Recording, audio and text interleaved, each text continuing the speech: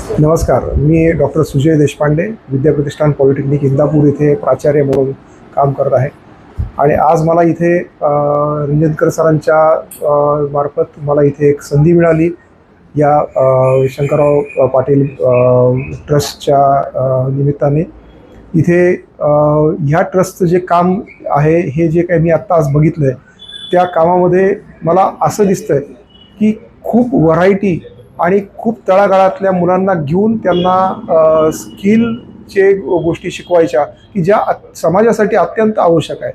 आणि त्यामुळे fashion design असेल किंवा ब्युटी पार्लर असेल किंवा हेअर कटिंगचं काम असेल, या सगळ्या गोष्टी खूप तळमळीने इथे चालू आहेत.